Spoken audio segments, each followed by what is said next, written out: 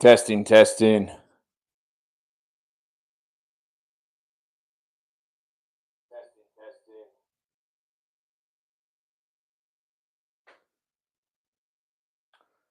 All righty. Hello, ladies and gentlemen. How's it going today? My name is Justin Madison, and we are doing reality mapping.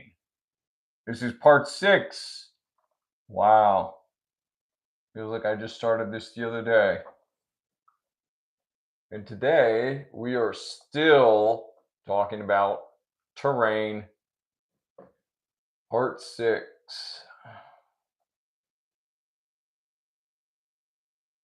Okay, so why are we still on terrain? Well, really, we filled out a lot of the borders of our map of reality.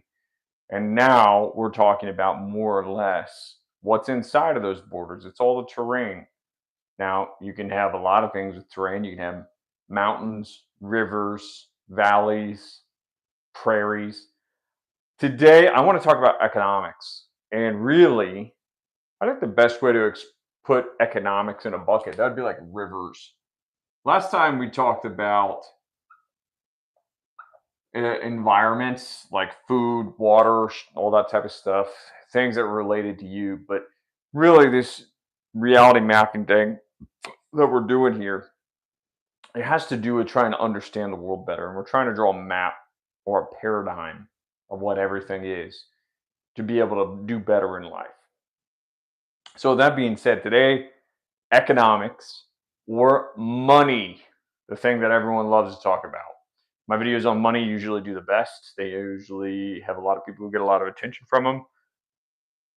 I have a pretty decent grasp. Okay, I have a way above average grasp of economics. I really know a lot about it. I've literally talked to the very top people in the world about economics. If I name names, you wouldn't believe it. Anyway, I think that I've got a pretty good grasp on what's going on. Let's see. Is there anyone in the lobby? We got just me. Okay. No one's watching. But anyway, we're gonna get someone in here soon. If you do, just pop in, leave a comment, say hello, and tell me if you have any questions. But until then, we don't even have anyone here, so I am going to do a little bit of market research or whatnot. I know. All very busy. So, economics, money. Everyone loves it. We can do a dollar sign. Everyone likes dollars, the US currency. So let's talk about economies. Economies do not require necessarily money in the sense that paper dollar bills, fiat, gold, silver, none of that. You could just have a barter system, right?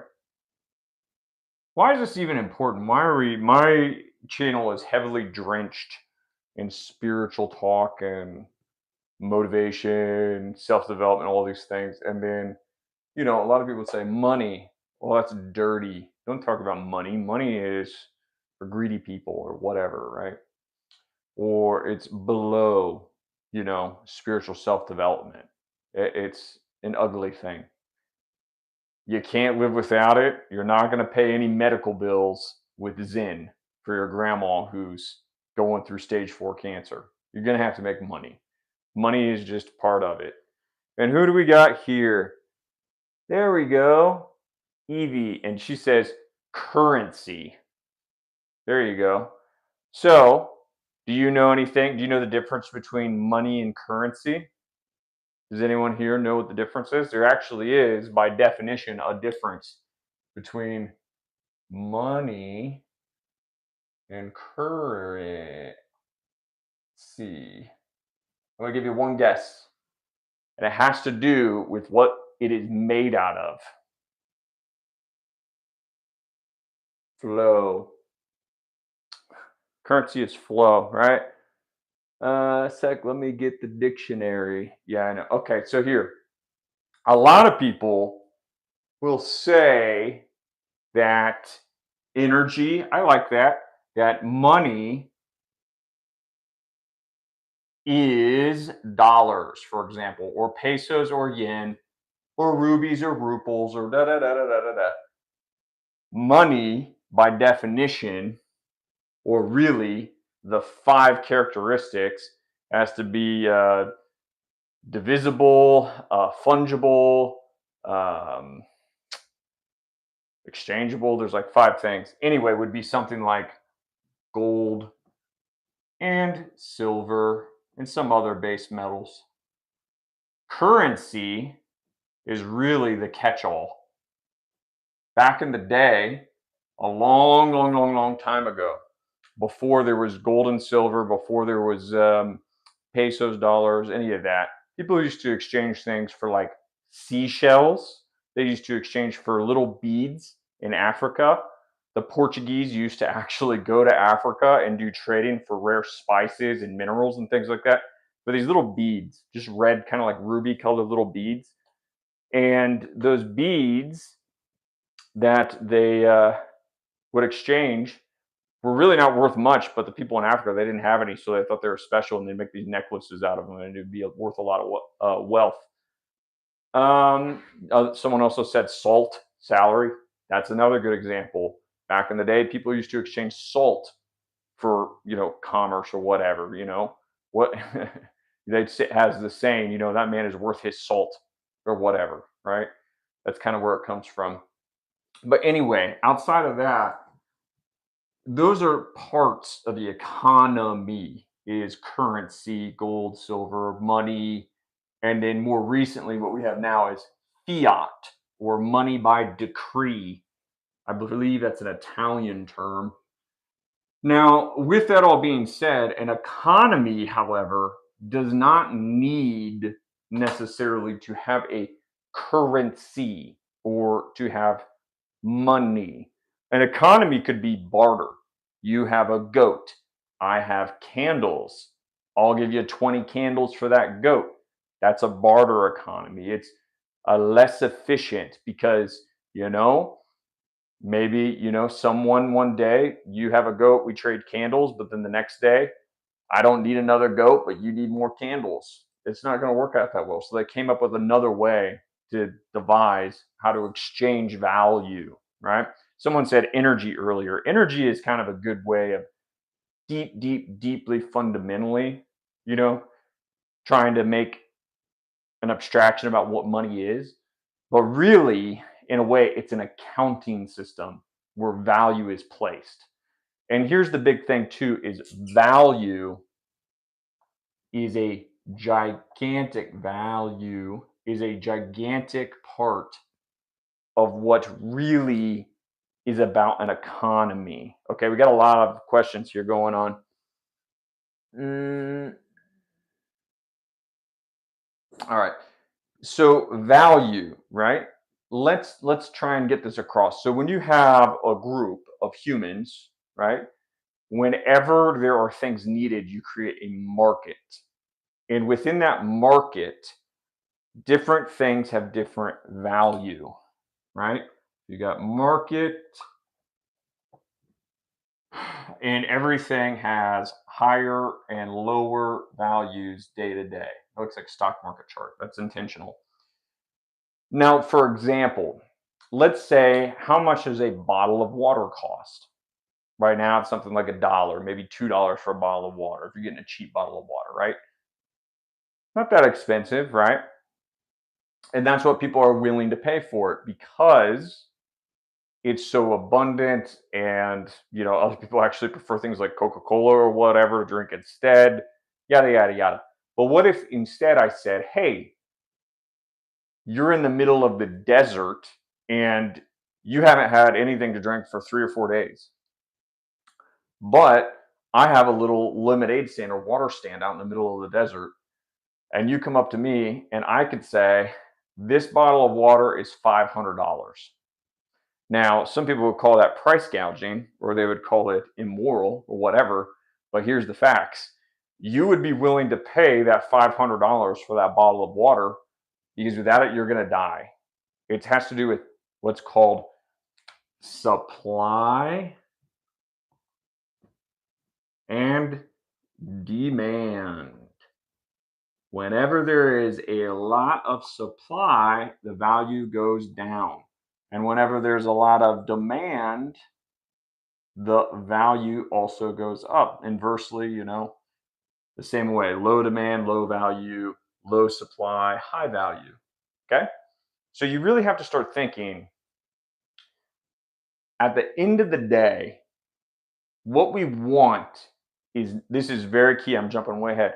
What we want in economies is not money, it's not currency. We don't want things that, you know, we don't want a bank account. We want the stuff that those things buy. If I gave you $7 million right now, but you didn't have any food to eat, what good would that be? You literally couldn't buy food with that. You wouldn't really care, right? You don't want the money, you want the food.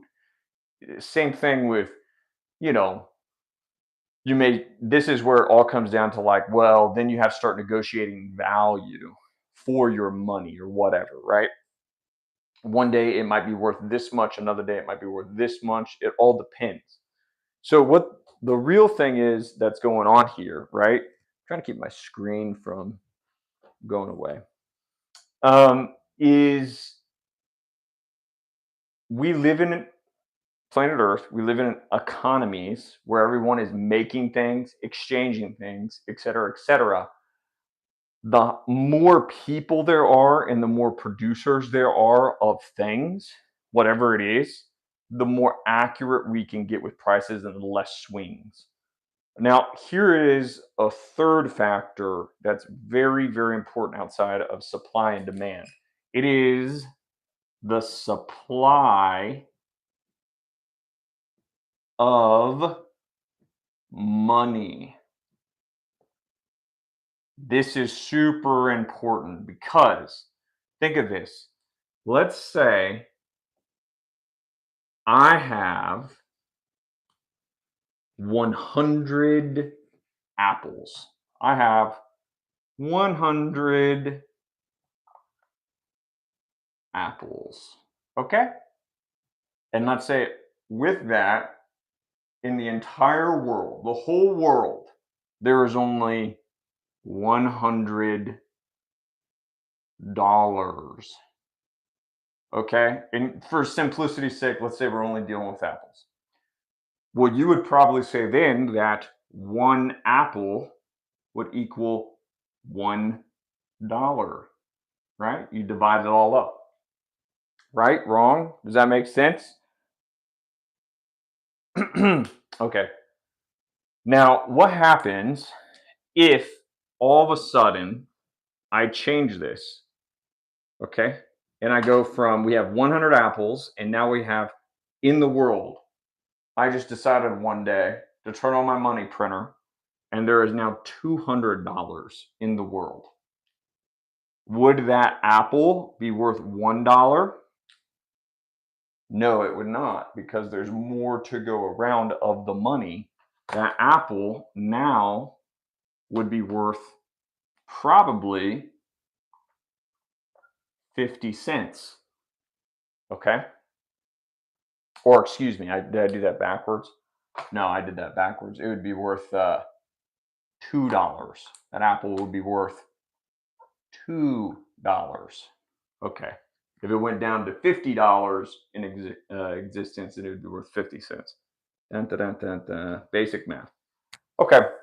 So that then makes things interesting because the fixed amount, there's never a fixed amount of apples and a fixed amount of dollars. Those two things are always changing, right? And really, when you talk about economies, apples aren't the only thing. You have like tons of things. You have like uh, apples, cars, houses. You have cows. The list goes on and on and on and on, right?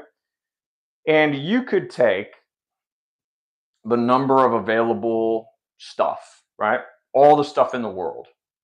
and then you take all the money in the world, and then you divide all the stuff in the world by all the money in the world, you would come up with even prices for all of that stuff, assuming there was an even amount of stuff.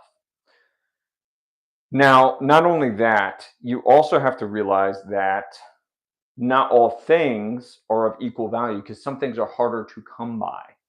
Growing an apple may take 1 year, right? And it just grows on its own. All right. Now, making, let's say, a house may take what? If one person was building it, maybe 2 years or something like that. So the value should be, and it's like constant labor, whereas the apple grows on its own. Really, a house takes like 3 months to build, but it takes like 20, 30 people. So they're not going to be priced the same. One takes a lot of labor, one takes very little labor. So now you have to figure out all this. All of this that I'm pointing out is to really show a very simple thing. And that very simple thing that I'm trying to show is that things have different value at different times depending on market conditions, conditions of the world, etc. And with that all being said, economies are made up of markets, okay? And not only that, the thing that you exchange with also changes. So at the end of the day, you can never say something is one price, and you can never say that one thing is as valuable to one person than another. Sometimes something is more valuable to, like, let's say you need to, I don't know, you have diabetes and you need to take insulin. That insulin would be very valuable to you. But somebody who does not have diabetes, if I try to sell them insulin, they're not going to want it. It won't have any value. So supply and demand, yet again. Okay. So here's where it gets more relevant to you. Okay. You have to do something in the markets and economies to be able to generate enough wealth to get all the things that you need and or want. Definitely are things you need. Now, how do you do that? You have to, if you do something that is low value, that there is a lot of available. Let's say you're a janitor, nothing against janitors, but a lot of people can be a janitor. A lot. There is very high supply. Okay. You will not get a lot of currency or money for that said thing. I'm not saying anything real crazy right now. I think we all really understand this. Hey, everyone who's there, thanks for stopping by. Now, you probably won't even be able to make enough to really be able to get all the things you need. Okay, now what's high value as far as doing something to generate value, right? Very, very top of the list. Well, you could say a lot of things. How about if you are something very difficult to do and achieve is to be a rocket scientist? Okay, this is an interesting one because very few people can do that. There's very low supply of people who are rocket scientists. Elon Musk, I guess he's one of them. So, in order to pay someone, you have to, if you want a rocket built, you have to compete to get that rocket scientist labor, right? So, that rocket scientist is going to get paid a high amount. Now, don't ask me what a rocket scientist makes in an annual salary. I don't think there's an Indeed listing for a rocket scientist wages. It's going to be all dependent. And the other weird thing about a rocket scientist is, whereas there may be a very low supply of people who can perform that, there's not a very high demand for building rockets. It's, you know, you're going to work for governments, and that's about it. Maybe a couple of corporations. Now, what is a very low supply job with very like employees with very high demand need? Some things we could list off is being some type of heart surgeon. Everybody's got a heart, everyone gets old, right? These guys are going to get very high salaries. There's a lot of need for them, and they're not easy to be. You're going to have to take like 10 years of medical school. It's all about cost. It's all about how much labor, time, effort, et cetera, right? Musk is a scientist. If he's not a scientist, I don't know who is a scientist, buddy. I mean, that guy, who cares if he has a degree or not? Science is a process. It's not a master's degree. Okay.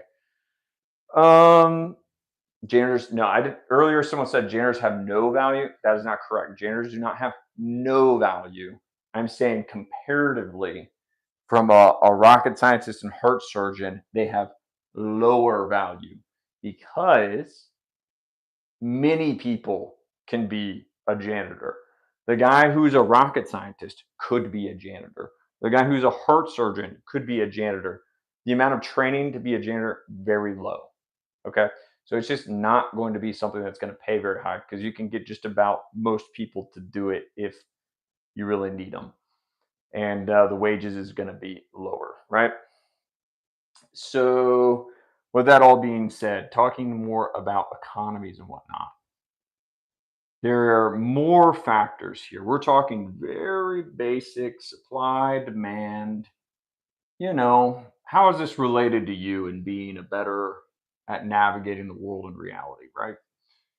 Make this relevant. Well, one, the most direct and simple, easiest thing is how to make more money, right?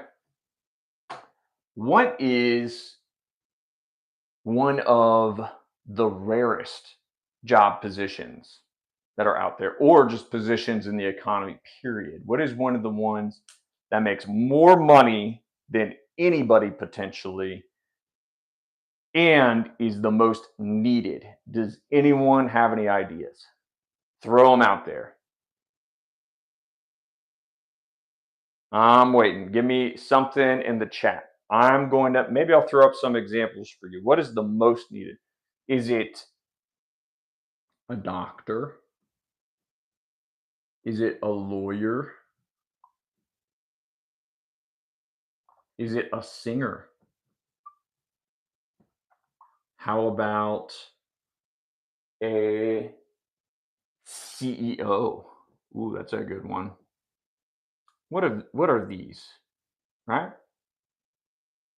I'm just waiting to see if anyone. Yes, I was in the army. For those who are asking, we got a couple people here. Give me in the chat a 1 for doctor, 2 for lawyer, 3 for singer, 4 for CEO. I'm waiting. Come on, someone give me an answer so we can get the truth. Probably a doctor. Yeah, I don't think the CEO is a job though. Aha, we got an answer. Okay. And this is funny. A CEO can be a job. It isn't necessarily though.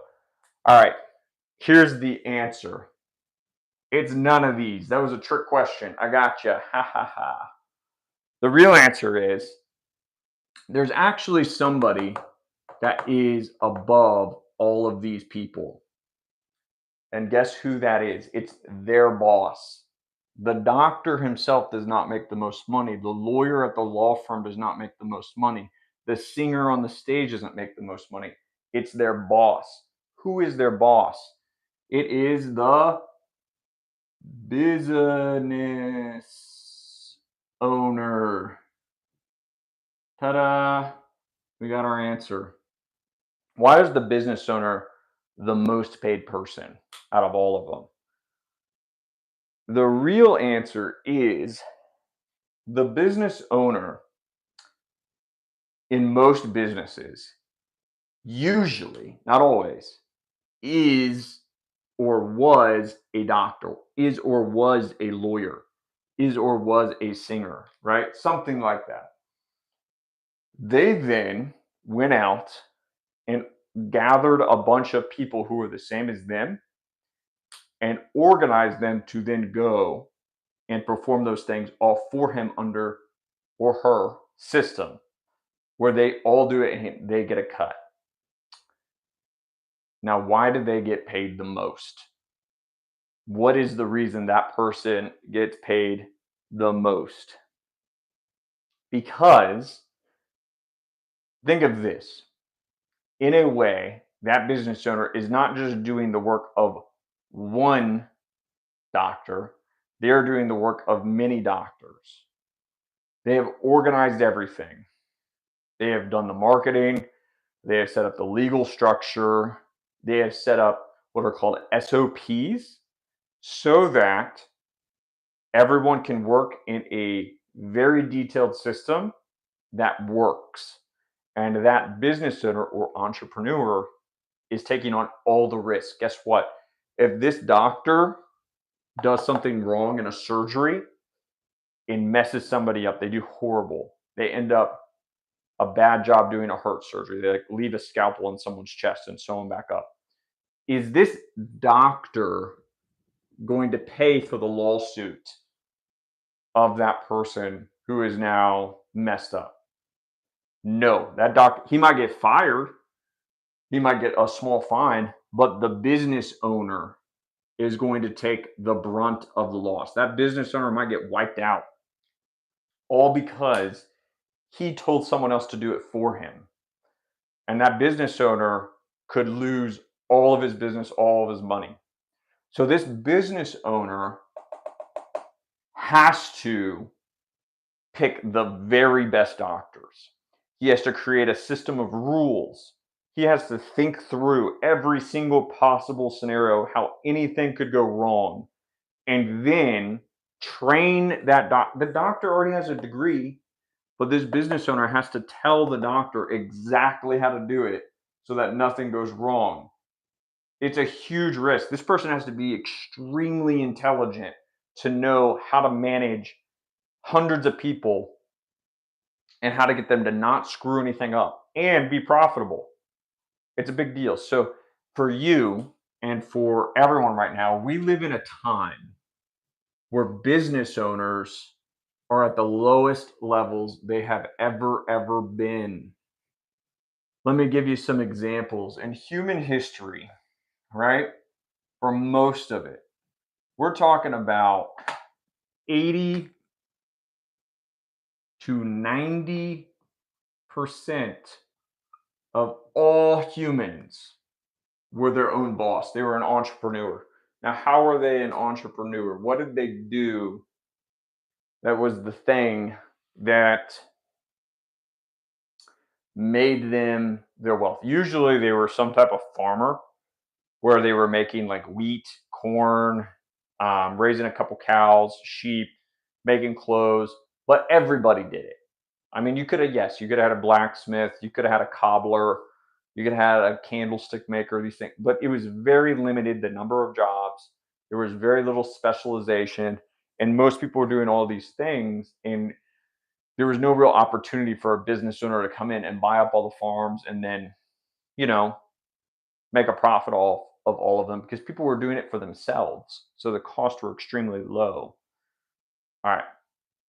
So that being said, nowadays for you, this is the interesting part. Only something like 30 to 40% on a good day of the workforce is an entrepreneur of some type.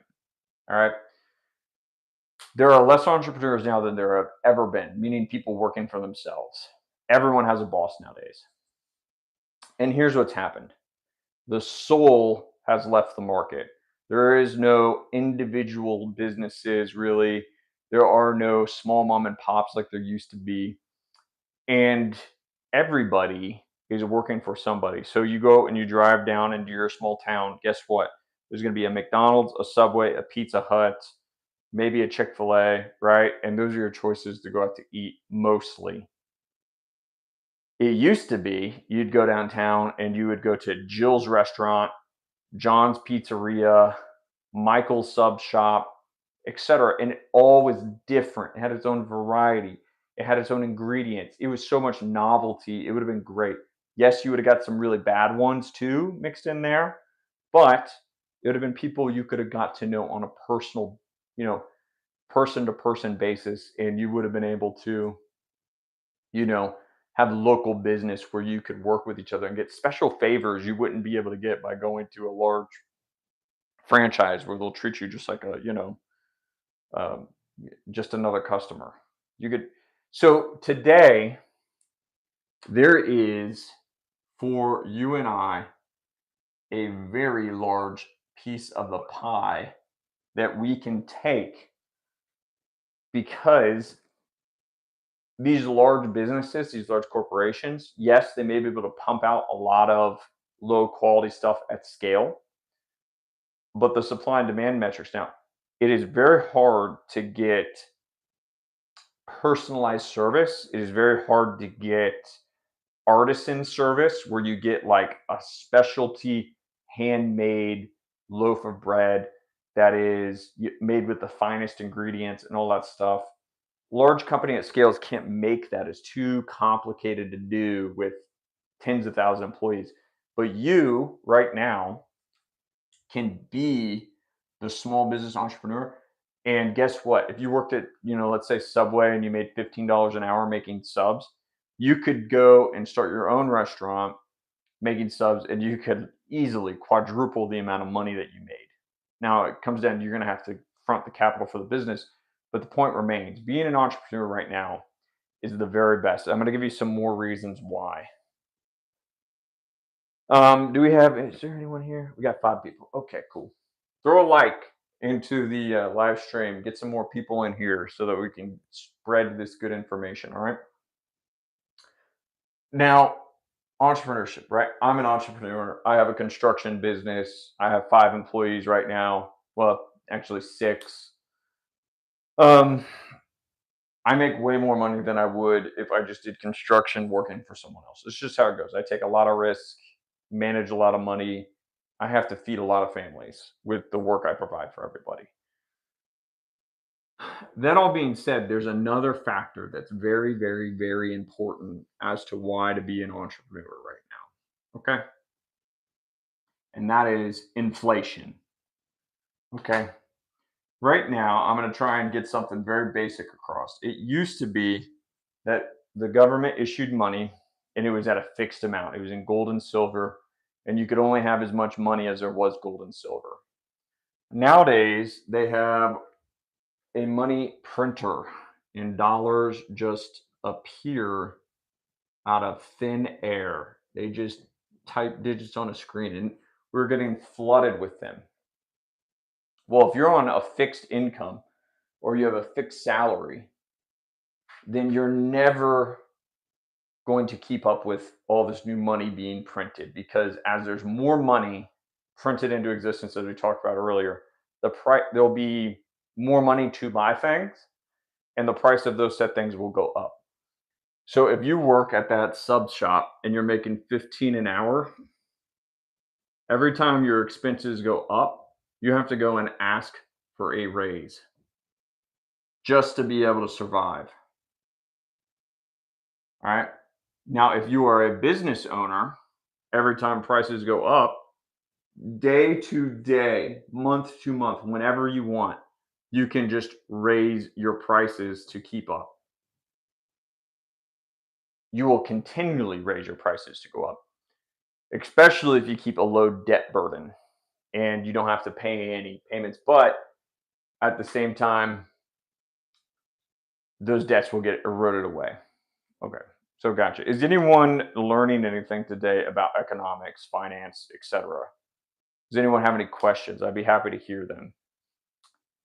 Hello there, Mejbur. How are you? I got 5 people in here. Big takeaway. if you want in this economy, because we talked about earlier, everything is always different at different times because of supply and demand. At this time right now, the best thing to be for a job or whatever is to be an entrepreneur. There's never been a better time, and there is really not a better route. This is the big takeaway for today: economics, because you're going to have to deal with the economy.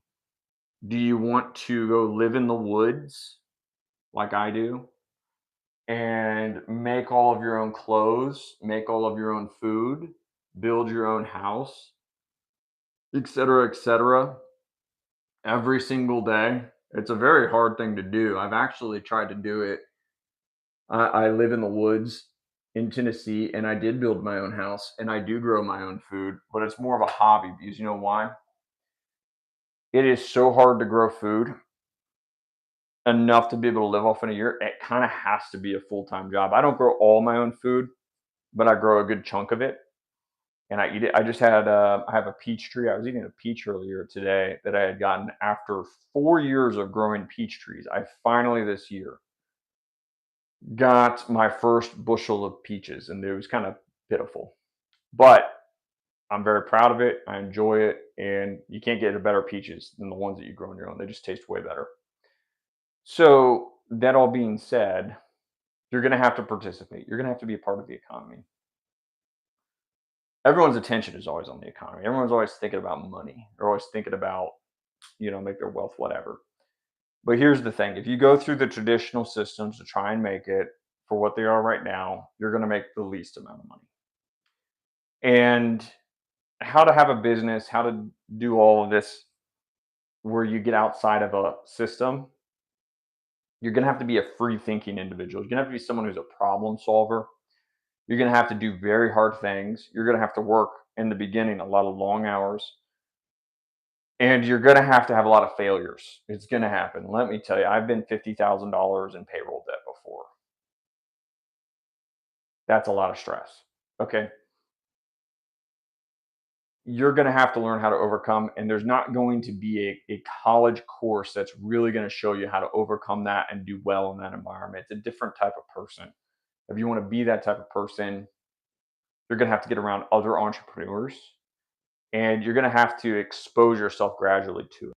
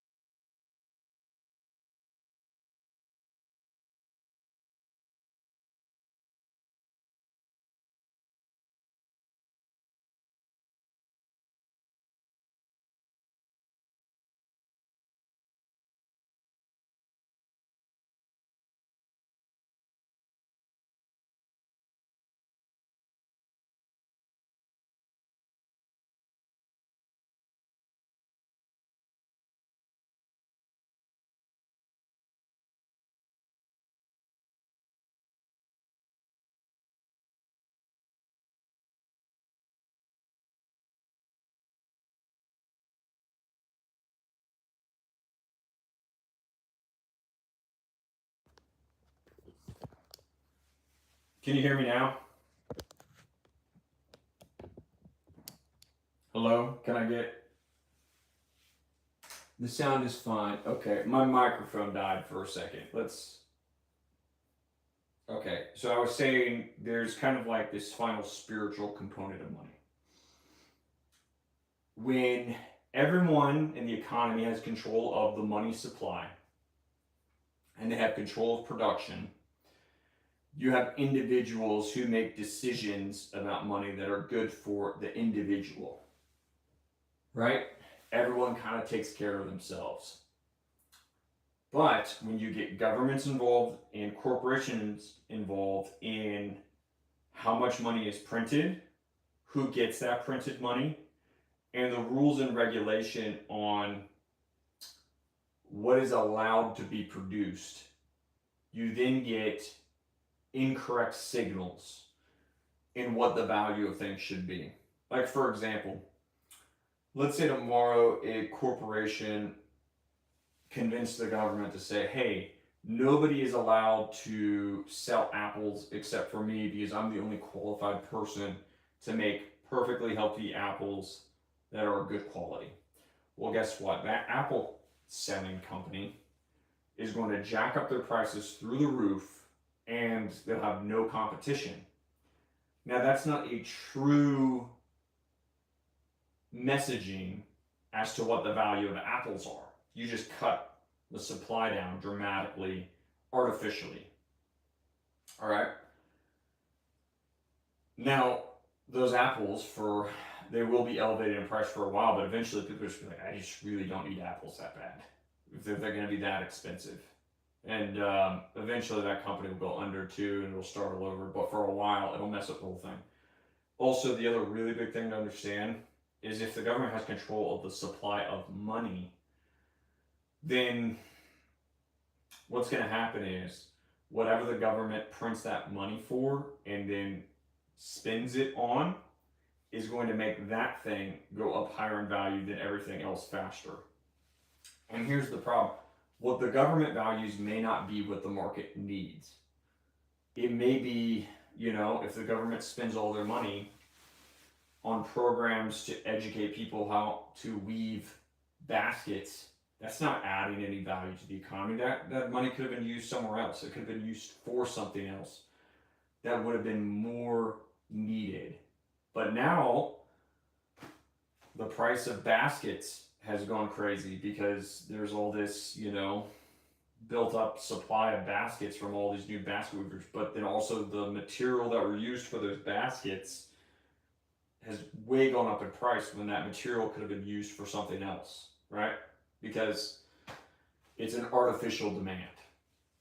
So the spiritual thing about money, right, is it's not something to be tampered with from top down. And, it always will correct itself in the long run of what real value is, even though things can get artificially pumped. And this is not just about economics and money. There are many markets in the world.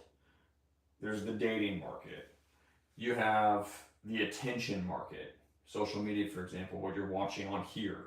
Some people could say that attention is more valuable than money, right? Because people could be spending their time on other things to improve our situation, right? Putting our wealth into those things may not be the best, especially if it's backed by government money, etc. So you have one resource, though, in the economy that is the most valuable from anything else, and that is your time. Your time is the one thing you can never get back. You have a limited supply, and at the same time, there's a lot of it because, everyone has time until they don't. You have to, on an individual basis, and make a time budget of your life. You're going to have to figure out what you are going to spend your life doing, what you're going to watch, all these things, because that will also translate into money. This is the most important thing about economics is really your time.